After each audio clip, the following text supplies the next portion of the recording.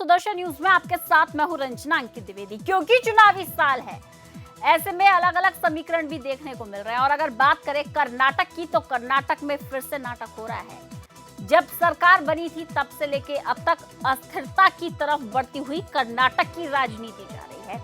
लेकिन ये नाटक हो क्यों रहा है? क्या 2019 से पहले एक अस्थिर राज्य के तौर पर कर्नाटक को प्रोजेक्ट किया जा रहा है, या फिर शक्ति प्रदर्शन का टाइम है भारतीय जनता पार्टी के लिए, या कांग्रेस किसी तरह से जोड़ तोड़ करके अपनी अस्थिर सरकार को 2019 से पहले तो कम से कम स्थिर रखे?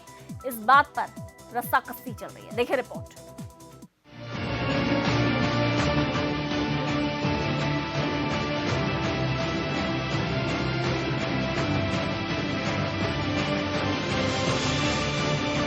आगामी लोकसभा चुनाव सिर पर है, लेकिन उससे पहले एक बार फिर से कर्नाटक में सियासी ड्रामा शुरू हो गया है। ये सियासी ड्रामा राज्य की सीमा पार करके देश की राजधानी दिल्ली तक जा पहुंचा है। ये बात सभी जानते हैं कि जब दो धुर विरोधी पार्टियां सत्ता सुख के लिए आपस में हाथ मिलाती हैं, तो उसका भविष्य लंबा नहीं हो सकता। देश ने ऐसे कई उदाहरण देखे हैं।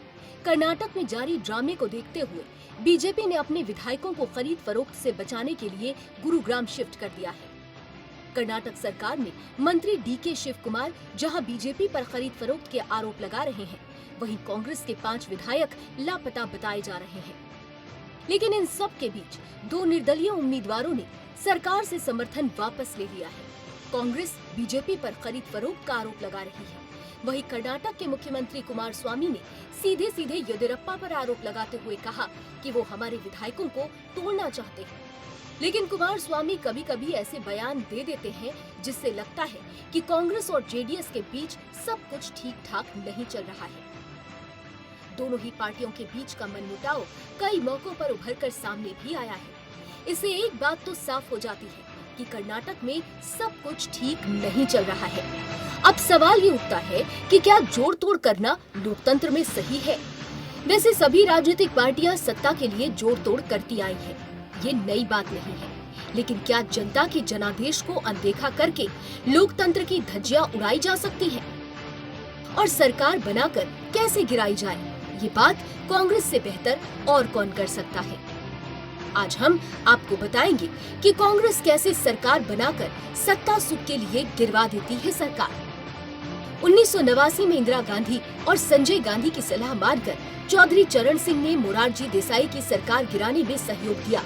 फिर कांग्रेस ने चौधरी चरण सिंह को समर्थन देकर उनकी सरकार बनवा दी। 6 महीने के भीतर कांग्रेस ने चरण सिंह सरकार गिरवा दी। 2 दिसंबर 1989 को वीपी सिंह की अगुवाई में फिर गैर कांग्रेसी सरकार बनी। साल भर के भीतर सरकार गिर गई। इसके बाद कांग्रेस ने सिर्फ 40 सांसदों वाले चंद्रशेखर को बाहर से समर्थन दे दिया। फिर 7 महीने के भीतर ही चंद्रशेखर की सरकार से समर्थन वापस ले लिया। यही हाल 1996 में बीजेपी की जब सरकार बनी, जो 13 दिन के भीतर गिर गई, कांग्रेस ने फिर वही पॉलिसी अपनाई।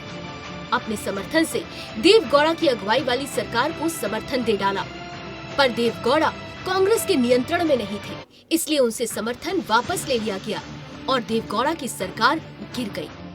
फिर इंद्र कुमार गुजराल प्रधानमंत्री बने। बाद में कांग्रेस ने समर्थन वापस लेकर 10 महीने में गुजराल की सरकार भी गिरवा दी। दरअसल ये ड्रामा कर्नाटक विधानसभा चुनाव के बाद से ही शुरू हो गया था।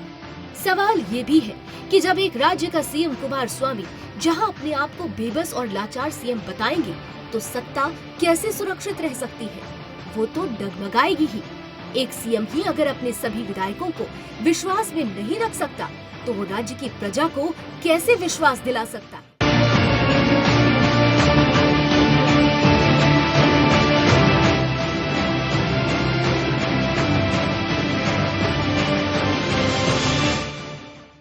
तो फिर कर्नाटक, खास मेहमान हमारे साथ जुड़े हुए हैं। हमारे साथ अनुज यात्रा साहब हैं, नेता हैं कांग्रेस की तरफ से, अशोक ठाकुर साहब हैं, नेता हैं भारतीय जनता पार्टी की तरफ से, अनिल मिश्रा साहब हैं, वरिष्ठ पत्रकार हैं, कुपेंद्र रेड्डी साहब हैं, नेता हैं जेडीएस के। लेकिन इसी बीच एक बड़ी खबर आपको बता दें, बड़ी खबर कर्नाटक से ही आ रही है, जहां भारतीय जनता पार्टी ने अपने विधायकों को यह आश्वासन दिया है, जल्द ही अच्छी खबर मिलेगी। बड़ी और अहम जानकारी दे दें आपको कि भारतीय जनता पार्टी के बड़े नेता एक के बाद एक ये आश्वासन दे रहे हैं कि अच्छी खबर मिलेगी। कांग्रेस को कर्नाटक में बीजेपी बड़ा झटका दे सकती है, अच्छी खबर मिलेगी। ये बात बीएस येदियुरप्पा कह रहे हैं। अच्छी खबर का इंतजार करें, सूत्रों के हवाले से पूरी जानकारी मिल रही है। कर्नाटक में बीजेपी गिरा सकती है कुमारस्वामी की सरकार। कर्नाटक की सियासत में नाटक देखने को मिल सकता है। बड़ी और अहम जानकारी इस वक्त की आपको दे रहे हैं। हम आपको ये भी बता दें कि राम शिंदे जो कि मंत्री हैं महाराष्ट्र बीजेपी के, उन्होंने भी कहा है कि 1 से 2 दिन में जल्द ही कर्नाटक में भारतीय जनता पार्टी की सरकार बनेगी। इस वक्त की बड़ी और अहम खबर, कर्नाटक से जल्द अच्छी खबर मिलेगी, बीएस येदियुरप्पा का ये कहना। सूत्रों के हवाले से जानकारी आ रही है कि भारतीय जनता पार्टी सरकार बना सकती है कर्नाटक में, कांग्रेस की सरकार गिर सकती है। अनिल मिश्रा जी हमारे साथ वरिष्ठ पत्रकार है। अनिल मिश्रा जी, जो पल पल समीकरण बदल रहे हैं कर्नाटक की सियासत में, किस तरह से देखते हैं आप? नहीं, बिल्कुल देखिए, ये तो राजनीति, और कहा गया ना, राजनीति और मोहब्बत में सब कुछ जायज है। देखिए, लड़ाई सिर्फ और सिर्फ कुर्सी की होती है। कुर्सी की पहुंच के लिए सभी राजनीतिक पार्टियां एड़ी चोटी एक करती हैं।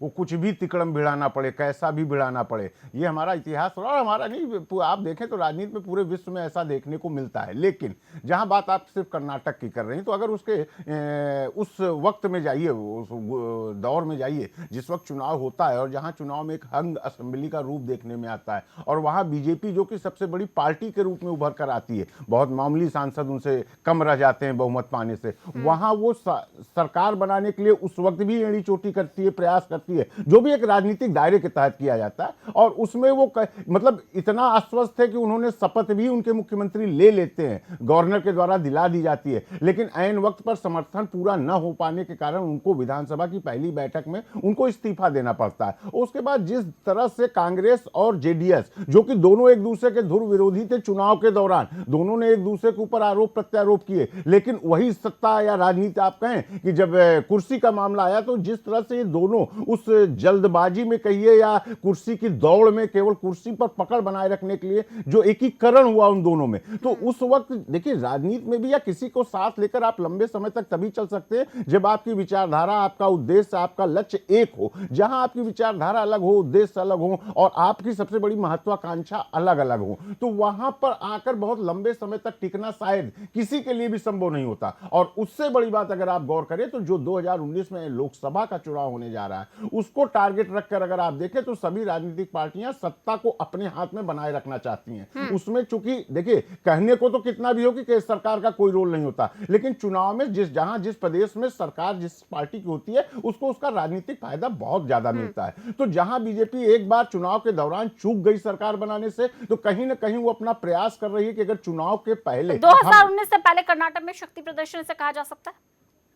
नहीं, इसको शक्ति प्रदर्शन नहीं कर सकते हैं, इसको आप सत्ता की पकड़ मजबूत बनाने के लिए एक प्रयास है। क्योंकि इस उठापटक से कहीं अगर आप सोचे जनता के बीच में कोई बदलाव होगा, तो ऐसा देखने को नहीं मिलेगा। सिर्फ एक हो सकता है कि आज एक कल की डेट में अगर मान लीजिए भाजपा को सरकार बनाने का मौका मिल जाता है, येदियुरप्पा को जी को मिल जाता है, तो अभी 2 महीने का समय बचा है, आचार संहिता मार्च के फर्स्ट वीक में 2-4 बड़ी बड़ी घोषणाएं करके वो एक प्रयास कर सकती हैं अपनी तरफ जनता को आकर्षित करने का। लेकिन इससे कोई बहुत जनता के ऊपर इस उठापटक का असर देखने को नहीं मिलेगा। चलिए, अनुज आत्रे जी, ये जो एक्सीडेंटल चीफ मिनिस्टर बने थे, इसी से कांग्रेस घायल नजर आ रही है? नहीं, मुझे तो ये आपत्ति है इस शब्द पे, जिस प्रकार से आप बोल रहे हैं। एक्सीडेंटल चीफ मिनिस्टर का क्या होता है कि आप जनता के मैंडेट को आप एक्सीडेंट बोलते हैं, कि जो जनता ने जो है एक कोलिशन को मैंडेट दी है और सरकार बनी है, और जो संविधान के अनुरूप जो सरकार बनी है, तो कैसे नहीं, जोड़ तोड़ क्या होता है? जोड़ तोड़ की बनी। देखिए, जोड़ तोड़ वो नहीं होता। अगर एक क्लियर कट मैंडेट तो किसी को मिला ही नहीं, लेकिन फिर भी सबसे बड़ी पार्टी के रूप में देखेंगे तो इसे जोड़ तोड़ ही कहेंगे। इसलिए तो शायद आप अस्थिरता के इस दौर से गुजर रहे हैं। देखिए, आपको याद होगा 19 मई 2018 को जब ये कर्नाटक में जो पिछले साल हुआ था, जो सबसे बड़ी पार्टी के रूप में भारतीय जनता पार्टी उभर के आई थी, वहां पर उनको गवर्नर ने जो है पहले बुला करके तत्काल जो है शपथ दिलवा दी। और किस प्रकार से जोड़ तोड़ वो होती है कि जब 15 दिन का उनको समय दे दिया गया कि आप आराम से जोड़ तोड़ कीजिए और अपनी सरकार बनाइए वहां पर। लेकिन वो देखा जाएगा, वो उसको भी आपको याद करना होगा, उसको आपसे हम जवाब पूछेंगे कि जोड़ तोड़ क्या होती है। जब सुप्रीम कोर्ट का डंडा लगा, जब कांग्रेस पार्टी सुप्रीम कोर्ट गई ना वहां पर, कि ये क्यों इनको 15 दिन का समय दे दिया गया कि ताकि विधायकों की वहां खरीद फरोख्त कर सकें येदियुरप्पा जी, और सुप्रीम कोर्ट ने तत्काल आदेश दिया कि नहीं, आपको अगले दिन ही फ्लोर टेस्ट में अपना जो बहुमत सिद्ध करना होगा। और किस प्रकार से भारतीय जनता पार्टी में एक्सपोज हो गई, कैसे वहां पर राज्यपाल के जो आदेश थे, वजूभाई वाला जी के जो आदेश थे, वो किस प्रकार से एक्सपोज हो गए और येदियुरप्पा जी को फ्लोर टेस्ट से पहले इस्तीफा देकर के भागना पड़ा वहां से, क्योंकि वो खरीद फरोख्त में कामयाब नहीं हो पाए। उसी खरीद फरोख्त के आधार पर वो गए थे। क्या आधार था उनके पास सरकार बनाने का, बता दीजिए। जब कोई उनके पास केवल और 104 विधायक थे 224 में से, अगर एक निर्दलीय और एक जो है जो दूसरी पार्टी थी अपनी केजीपी, उनके आधार पर भी होते तो भी 106 होते, फिर भी वो फ्लोर टेस्ट के अपना जो है बहुमत के आधार पर 113 का आंकड़ा नहीं छू सकते थे। लेकिन बावजूद उसके गवर्नर ने जो है नियम की, संविधान की अनदेखी करते हुए और उनको जो है शपथ दिलाई और उनको मुख्यमंत्री पद की शपथ दिला करके और उनको फ्लोर टेस्ट के लिए 15 दिन का समय दे दिया कि आप कीजिए तोड़फोड़ कांग्रेस पार्टी में और कीजिए तोड़फोड़ जनता दल इसमें। लेकिन हमारे विधायक बिल्कुल एक मुश्त रहे, कोई नहीं गया, और ऊपर से ये लोग भूल गए। ये आगे भी एक मुश्त माननीय रहेंगे, ये नरेंद्र बड़ी मोदी जी और चुनौती अमित शाह जी भूल गए कि इस आपके देश में अभी भी सामने कानून का राज है। अनुज यात्री जी, आपके सामने जो चुनौती है वो ये है कि ये जो विधायक है एक मुश्त रहे। इससे पहले श्री शंकर जो कि विधायक हैं केजीपीपी की तरफ से, उनकी प्रतिक्रिया सुन लीजिए।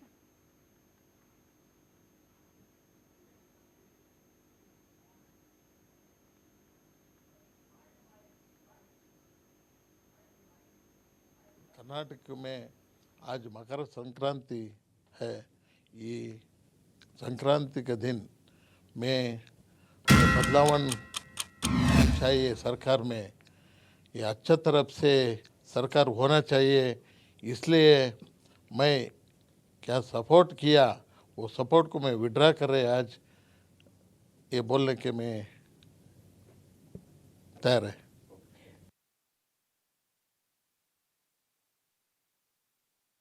महाराष्ट्र में आइए सुन लेते हैं वो क्या कह रहे हैं।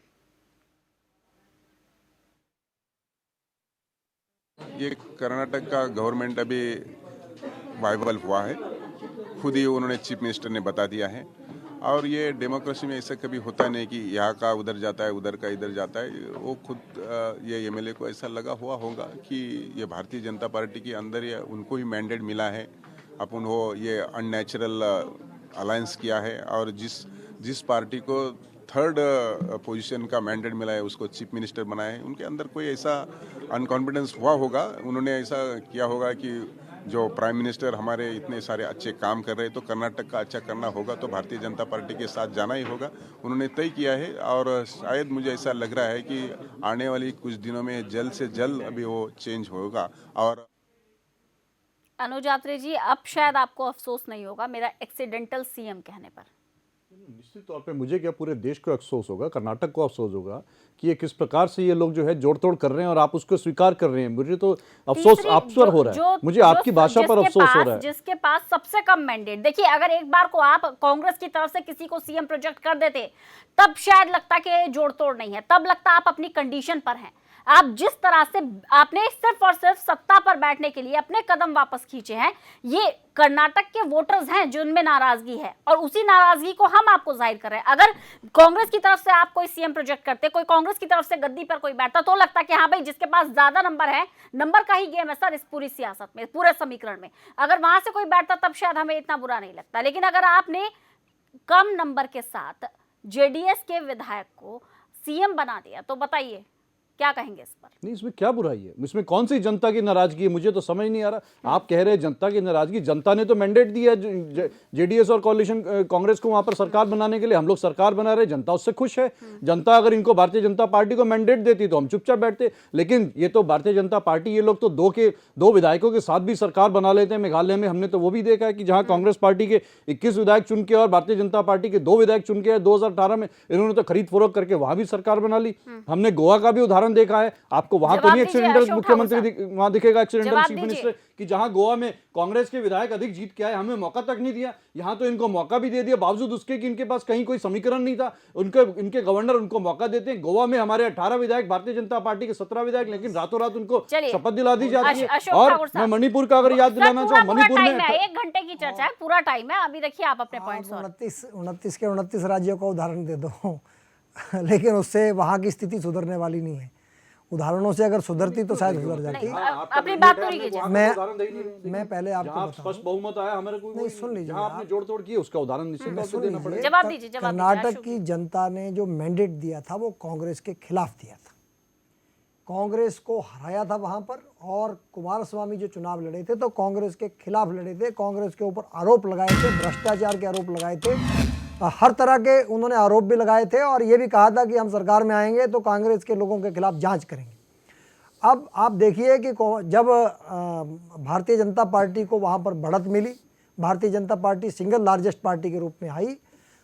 अब बार बार आप आरोप लगाते हैं, संविधान के दायरे में गवर्नर साहब ने जो सबसे लार्जेस्ट पार्टी है, आप ही कुछ दिन पहले ये चिल्ला चिल्ला कर कहते थे कि सिंगल लार्जेस्ट पार्टी को मौका मिलना चाहिए। गोवा में आप कहते हैं हमको क्यों नहीं मिला, लेकिन कर्नाटक के अंदर जो है, कर्नाटक के अंदर हमको ये फ़र्क समझना पड़ेगा कि कर्नाटक के अंदर ये स्थिति है कि कांग्रेस पार्टी ने और जनता दल एस ने जब येदियुरप्पा की सरकार बनी उससे पहले समर्थन नहीं दिया, एक दूसरे को समर्थन देने का काम नहीं किया। वो तो केवल और केवल जब भारतीय जनता पार्टी ने वहाँ सरकार बना ली तब उसको रोकने के लिए उन्होंने जो है ये केन प्रकेन आनन फानन में जो है उसको समर्थन दिया। तो अगर उसको उन्होंने समर्थन दिया तो ये अपने आप में मैं समझता हूँ ये बेमेल था, अनैतिक था कि जिस सरकार जिसके खिलाफ लड़कर आप आए उसी के खिलाफ आपने समर्थन दिया।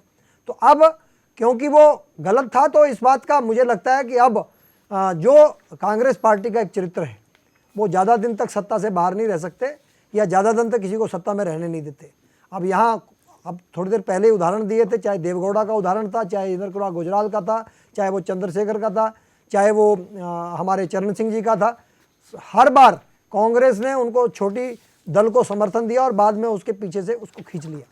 एक बार फिर जो है आज क्योंकि देश की सियासत में हम जिस तरह से पत्रकारिता में हम देख रहे हैं और रोजाना हमें नए उदाहरण भी देखने को मिलते हैं, ये जो देश की सियासत में जो ट्रेंड बदलते चले जाते हैं, लेकिन एक ये ट्रेंड ऐसा है जोड़ तोड़ की राजनीति का जो बदल नहीं रहा है। इतिहास से लेकर अब तक की भी अगर हम बात करेंगे तो देखिए एक पूरी फेरिस्त है, कब कब सरकार बनाई है, कब कब गिराई है। यानी कि महाभारत के उस भीष्म पितामह जैसी स्थिति हो जाती है जो गद्दी पर बैठता भी नहीं है और फैसले किसी दूसरे को लेने देता भी नहीं है। बिल्कुल ठीक कहा आपने। देखिए भारतीय राजनीति का एक दिशा थी, एक दशा जो थी, हमारी इतिहास बताता है।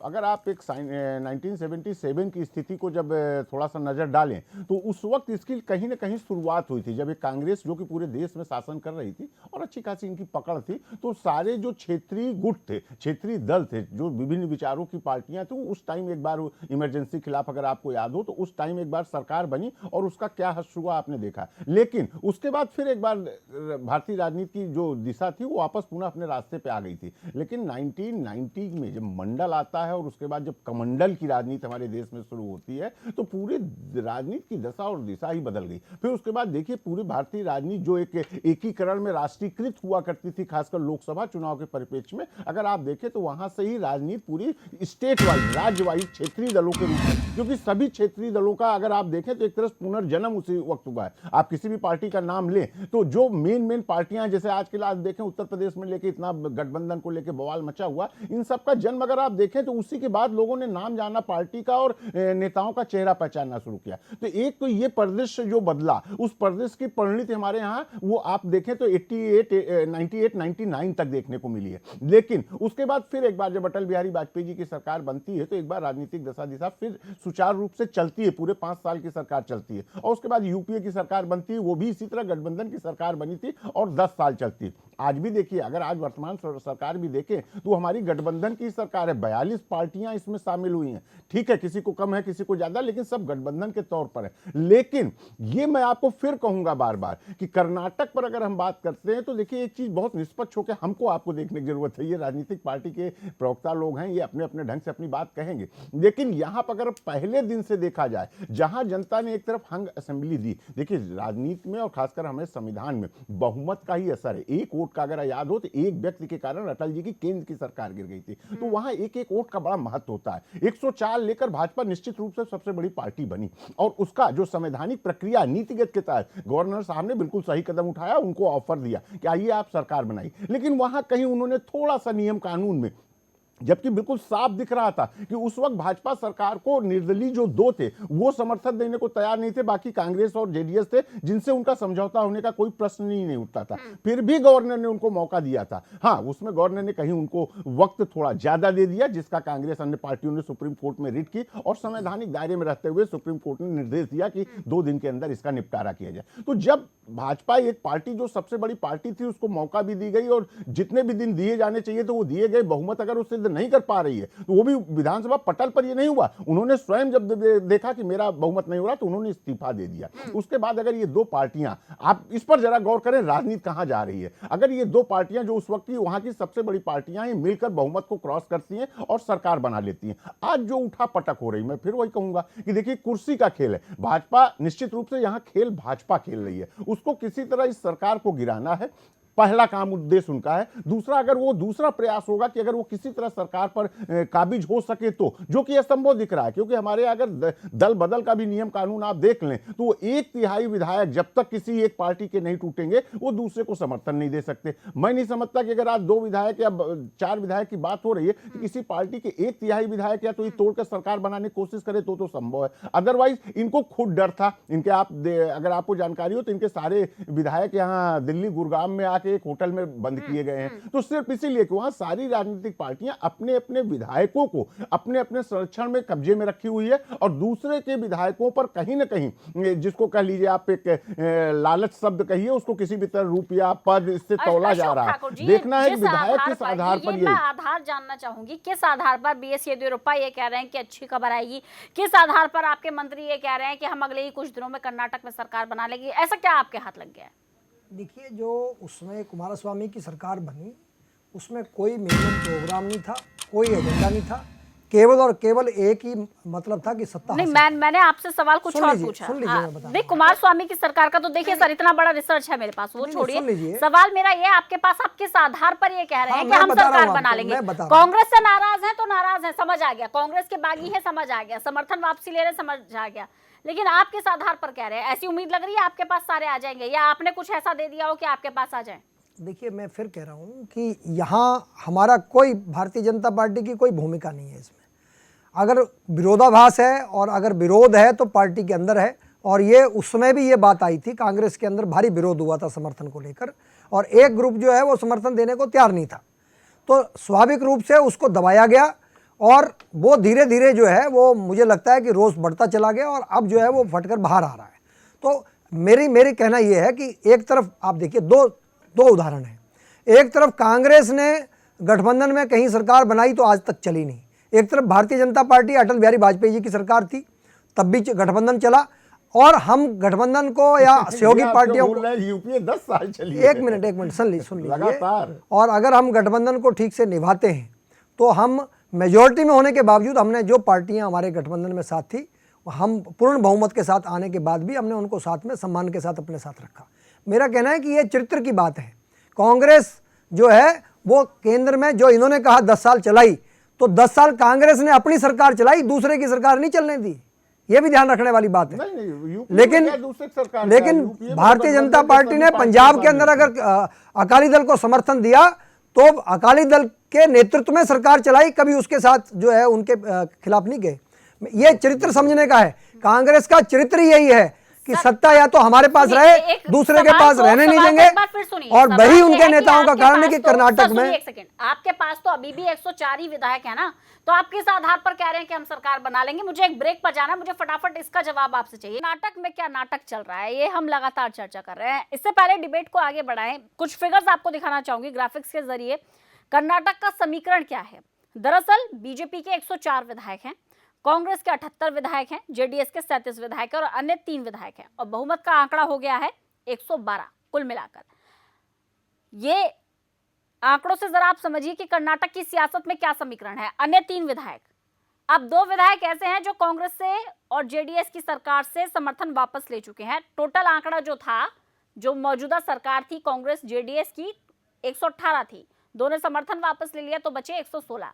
अब कांग्रेस के कुछ बागी विधायक और 3 अन्य विधायक, इनके समर्थन से सरकार चल रही थी। बीजेपी के पास है नंबर 104।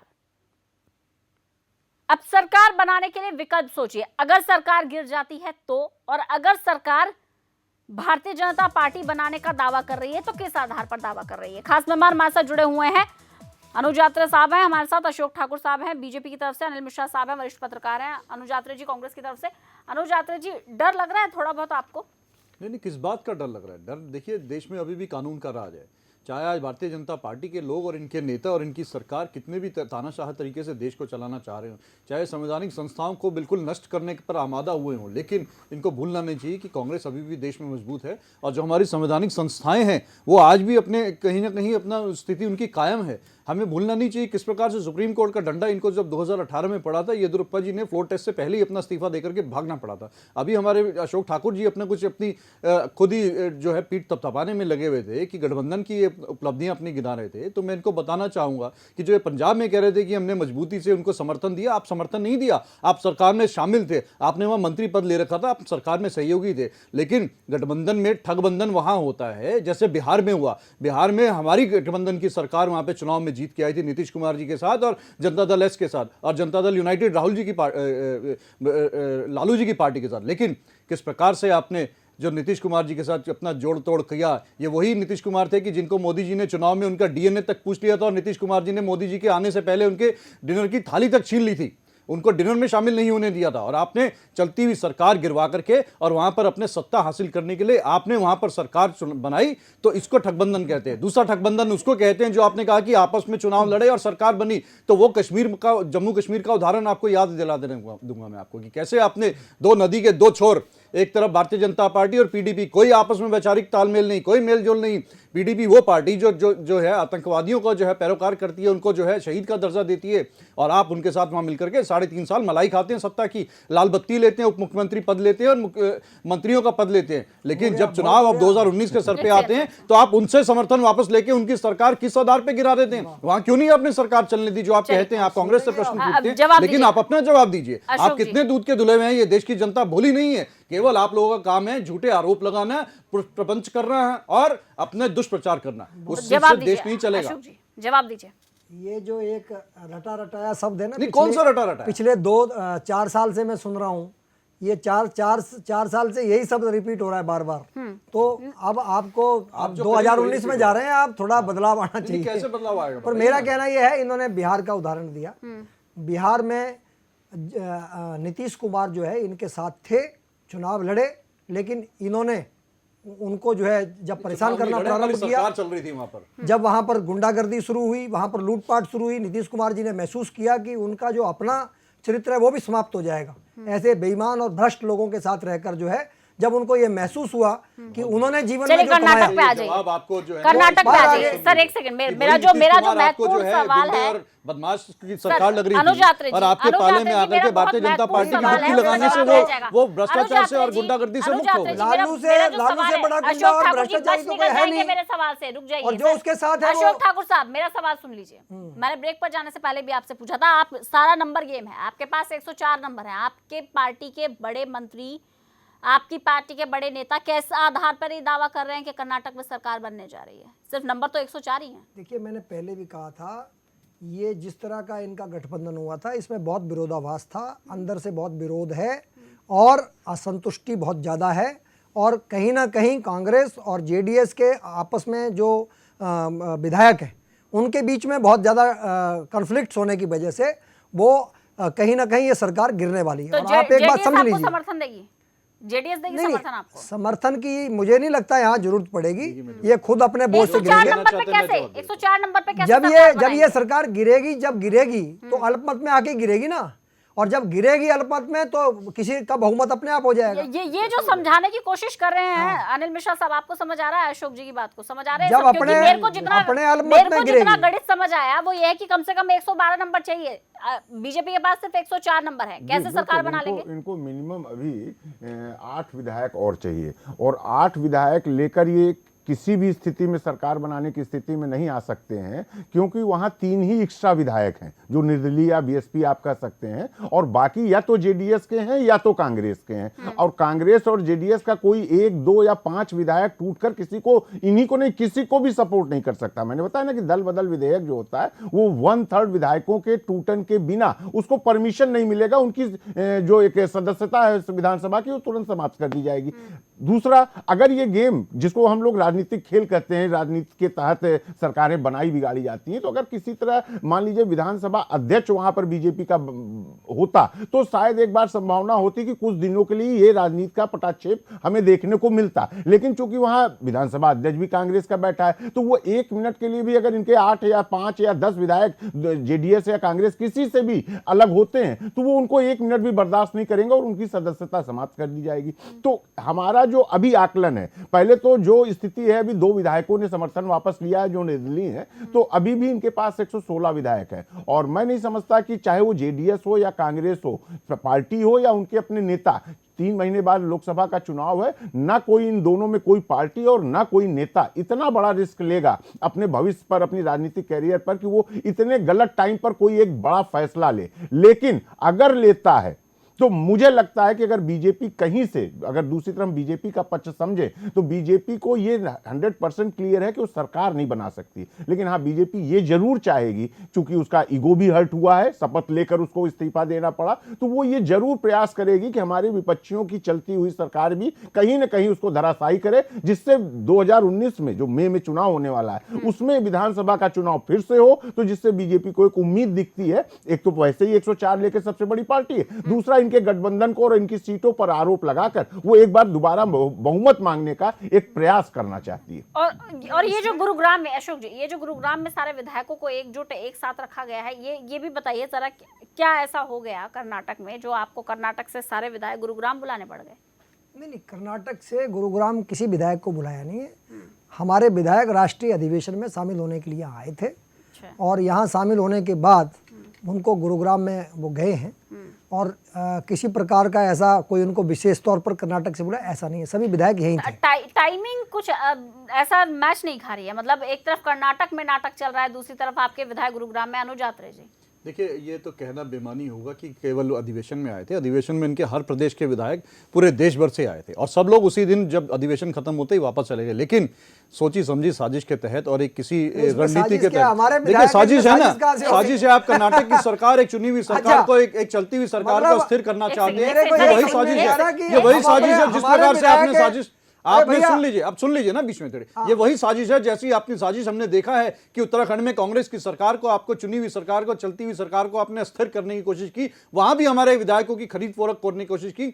देखिए, ये आपका चेहरा, चाल चरित्र चेहरा जनता के सामने एक्सपोज हो गया है। आप किस प्रकार से दूसरे पार्टी के दलों के चुने हुए विधायकों को खरीदने की कोशिश करते हैं और खरीदते हैं उनको सत्ता। आपको सत्ता का लालच है, आपको सत्ता का लालच है, देखिए कोई नहीं भागता। आप उनको लालच, पैसे का लालच, सत्ता का लालच, का लालच, तमाम लालच, क्योंकि देश की राजनीति में हम बड़े विश्वास के साथ किसी एक को मैंडेट देते हैं। ये जो खरीद फरोख्त का आरोप, जो आरोप लग रहा है, आपको लग रहा है कि जनता विश्वास जता पाएगी? जो है बड़े बड़े उद्योगपति, आपके धन्ना प्रमुख वहां पर बैग लिए घूम रहे हैं कि आओ भैया बिको और हम खरीदने को तैयार हैं। जो लोग पैसे से नहीं बिक सकते, बिल्कुल ठीक बोला आपने, बिल्कुल ठीक बोला। जो लोग पैसे से नहीं बिक रहे, अपनी सरकारी एजेंसी के द्वारा ब्लैकमेल कर रहे हैं, ईडी का छापा डलवा रहे हैं, इनकम टैक्स के छापे डलवा रहे हैं, उनको डरा धमका रहे हैं, या तो प्यार से मानो, पैसे से मानो, नहीं अनुज आत्रे जी, एक तरफ आरोप कांग्रेस के ऊपर भी ये लग रहा है कि कांग्रेस भी बीजेपी के विधायकों को खरीद सकती है, इसलिए गुरुग्राम में सबको इकट्ठा कर। देखिए, कांग्रेस ऐसा काम नहीं करती है, आप ये देश की जनता देख चुकी है। ये खरीद फरोख्त करने का तो काम ये करते हैं। उत्तराखंड में हमारी चलती हुई सरकार, हरीश रावत जी की सरकार को इन्होंने जो है हमारे विधायकों को खरीदने की कोशिश की, ये तो उनको देखा है। वहां भी इनको कोर्ट से इनको जो है तमाचा पड़ा इनके चेहरे पर, उसके बाद दोबारा हमारी सरकार रीइंस्टेट हो पड़ी। और ये कर्नाटक में भी अभी जब येदियुरप्पा जी बने थे मुख्यमंत्री पिछले साल, तमाम तरह के इन्होंने विधायकों को खरीदने की पूरी कोशिश की, लेकिन उसमें नाकामी हुई, कोई कांग्रेस का विधायक नहीं टूटा। और खरीद फरोख्त की और मिसाल मैं आपको पेश करना चाहूंगा कि कैसे 2 विधायकों वाली भारतीय जनता पार्टी मेघालय में सरकार बना लेती है और कांग्रेस जो है वहां पर हमारे 21 विधायक होने के बावजूद इनके गवर्नर, इनके भेजे हुए जो एजेंट वहां पर बैठे हैं, कांग्रेस को बुलाते नहीं है सरकार सरकार बनाने के लिए समर्थन गोवा में कांग्रेस सबसे बड़ी पार्टी होने के बावजूद लिखकर समर्थन अरे दिया है, कमाल कर रहे तो हो। पहले ये एक आप सेकंड। लोग कैसे कानून बदल रहे हैं? संविधान को बदल दिया आपने, संविधान के साथ कहाँ छेड़छाड़ बदल कर दिया रहे हैं। संविधान को? जो पार्टी, जो दल जिसके अधिक विधायक चुने हुए होते हैं, जिसके सबसे अधिक विधायक होते हैं, सबसे पहले गवर्नर का दायित्व उनको सरकार बनाने के लिए होता है, या जिसके 2 विधायक चुने हैं उनके कहने पर सरकार बनाने का न्योता दे देंगे? ये बिल्कुल गलत परंपरा आपने शुरू कर दी, क्योंकि अच्छा, आप लोगों को सत्ता का लालच। कर्नाटक में ये कह रहे थे कि आपको गलत मौका दिया गवर्नर ने, अभी कह रहे थे हमने कि तो नहीं सबसे बोला पहले गलत तो मौका दिया, हमने नहीं वहाँ कहा गलत गलत था। मौका दिया, और हमने यहाँ नहीं सही कहा। है। हमने आपका ये ये कहा सुनिए। कि क्योंकि आप आपके आपका पास बयान ही एक गलत सेकंड, है। आपके पास सर, एक खरीद फरोख्त के लिए 15 सर, दिन का जो आपको एक मिनट, जो एक संवैधानिक सर, रुक तरीके से जाइए। मौका दिया वो दोबारा गलत होंगी था, अनुजाता और जी। उसको सुप्रीम कोर्ट अनुजाता ने भी जी, हमारी दोबारा बात को होंगी, दलील के दोबारा स्वीकार होंगी। किया। जवाब ले दीजिए, जवाब लेने दीजिए देखिए अशोक अभी जी। इनकी बातों में कितना विरोधाभास है। कर्नाटक में सबसे बड़े दल को मौका दिया तो वो गवर्नर ने गलत किया। बिल्कुल मैंने गलत नहीं अरे, बोला, आप एक गलत मिनट बयान दे रुकिए रहे हैं। आप। मैं दोबारा रिपीट करता हूं, 10 आप सेकंड सुन दीजिए। लीजिए पहले। हम कहते हैं गवर्नर अरे, ने आपको सुन ठीक लीजिए आप। मौका दिया, लेकिन 15 दिन का अवसर क्यों दिया? जिस चीज को सुप्रीम कोर्ट ने भी हमारी आपत्ति को ठीक मांगा कि कोई आप बात 15 दिन नहीं, का समय कोई नहीं नहीं। देना चाहिए, 15 दिन में हॉर्स ट्रेडिंग सुन करने का लीजिए, चाहते हैं। आप अगर सुन आपके पास बहुमत है तो 2 दिन में सिद्ध कीजिए। हाँ, बिल्कुल। और उसमें आप एक्सपोज हो गए बुरी तरह से, और आपको भागना पड़ा आप सुन सरकार को लीजिए छोड़ आप। करके बीच में फ्लोर टेस्ट से पहले। गवर्नर जो है या तो वो सबसे बड़े दल को बुलाएगा, या जिस दल का लिखित समर्थन जाता है उसको बुलाता है, उसके साथ जो समर्थन है।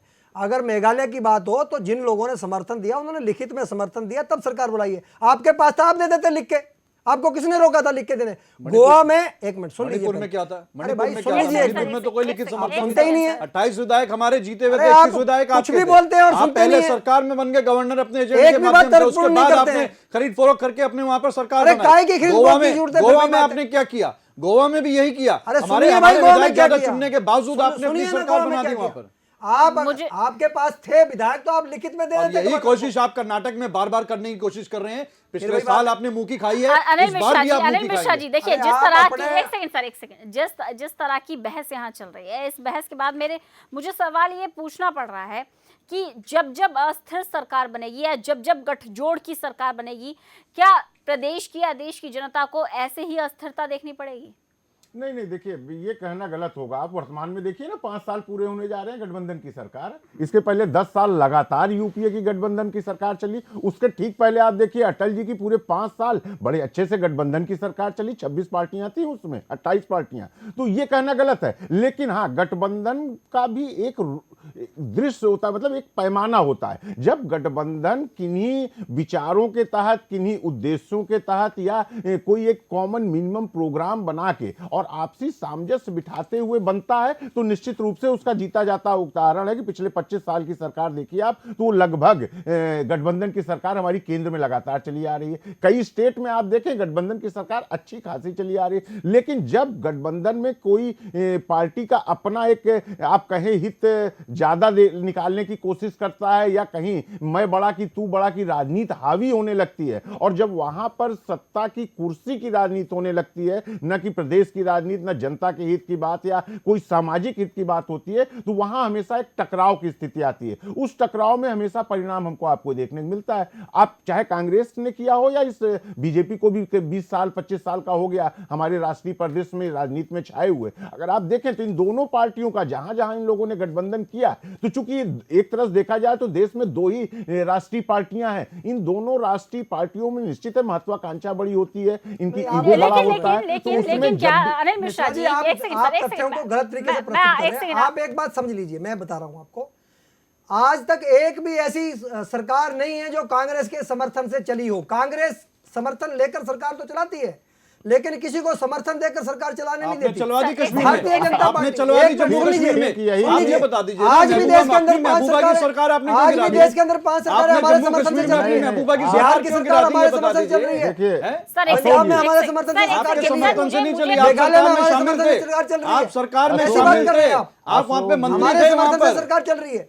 अशोक जी, मेरा कहना मैं यह आपको है कि बताता हूं, कांग्रेस कभी किसी की आपकी- सरकार ठीक है चलने नहीं सर, देती है। ठीक है, एक सेकंड, भारतीय अनिल जनता मिश्रा पार्टी साहब, सरकार अनिल चलती है, मिश्रा साहब, सरकार सर, चला एक रही है। मैं आपको एक बताता हूं, सेकंड, आपका अनिल मिश्रा पार्टी साहब, तो मेरा सरकार सवाल चलाना सुनिए, चाहती एक है, मिनट। सत्ता अनुजाता लेना जी, चाहती है, वो तो किसी को अनुजाता जी, समर्थन भी देना नहीं जानती। कंक्लूजन पे तो हम तो आएंगे। समर्थन आप दे एक देते हैं, उदाहरण आपको दो समर्थन जब भी नहीं आपने देते। किसी को समर्थन क्योंकि दिया और चलने आप दिया। ब्लैकमेल करते हैं कि या तो हम सरकार चलाएंगे नहीं तो कोई नहीं चलाएगा। आपका 10 उदाहरण दूंगा जब आपने वरना सरकार हमारा चलाई। राष्ट्रपति शासन लगेगा। अनुजाता जी, जैसे आपने जम्मू अनुजाता जी, कश्मीर में लगा सर, दिया। अनिल मिश्रा साहब, एक सेकंड सर। आपसे बता दीजिए सर, मुझे कि ऑडियो- जम्मू कश्मीर में प्लीज, आप सर। नरेंद्र कुमार गुजराल हो। सर ये जो पूरा सियासी ड्रामा चलता है, मैं यहाँ पर ये जानना चाह रही हूँ कि जब नंबर आपके पास ज्यादा है, उदाहरण के तौर पर देख लें, अगर कांग्रेस के पास ज्यादा नंबर है तो फेस कर्नाटक की जनता के सामने सरकार का जेडीएस का क्यों है? और एक अगर मैं इतिहास को देख के चलूं तो 40 सांसदों वाले चंद्रशेखर को भी बाहर से समर्थन दे दिया था कांग्रेस ने।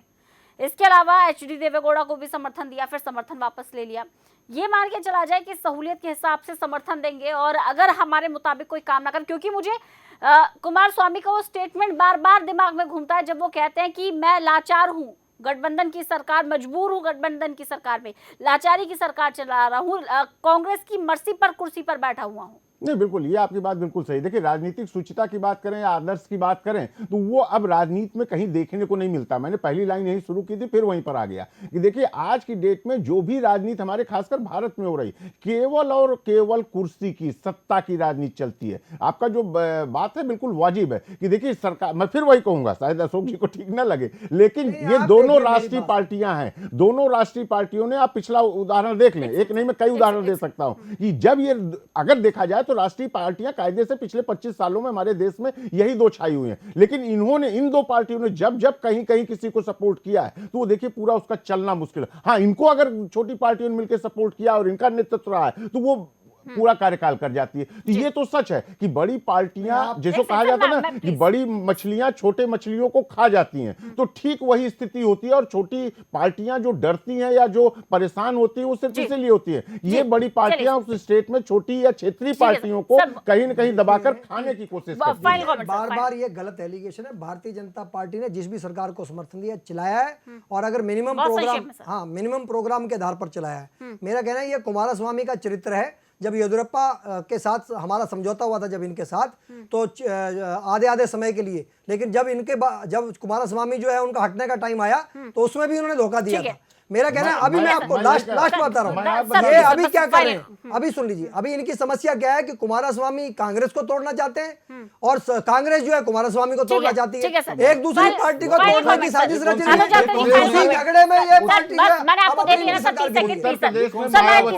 है, मुलायम सिंह के साथ सबके सरकार, देखिए मैं इसीलिए किसी पर आरोप नहीं लगा रहा हूं। नई खबर लेकर के आ गए अशोक ठाकुर जी की जेडीएस कांग्रेस को तोड़ना चाहती है। कांग्रेस किस लिए तोड़ना चाहेंगे भाई? कांग्रेस पार्टी ने तो अपना जो है बड़ा दिल दिखाते हुए, हम तो बड़ा दल होते हुए भी हमने जेडीएस को मुख्यमंत्री पद ऑफर किया, तो इसमें तो आपको यह स्वीकार करना पड़ेगा कि सत्ता का लालच हमें नहीं है, भारतीय जनता पार्टी को सत्ता का लालच है, लेकिन कोई गिराने की साजिश नहीं है। ये तो आप शामिल होने के लिए, तो देखिए कर्नाटक के नाटक के अंदर एक के बाद एक पहलू देखने को मिल रहे हैं। सवाल ये खड़ा होता है कि ये जो नंबर का पूरा गेम है, ये नंबर कौन पार करके जाएगा? मेरे साथ फिलहाल इतना ही, दीजिए इजाजत, लेकिन तमाम बड़ी खबरों के लिए देखते रहिए सुदर्शन न्यूज। जय हिंद।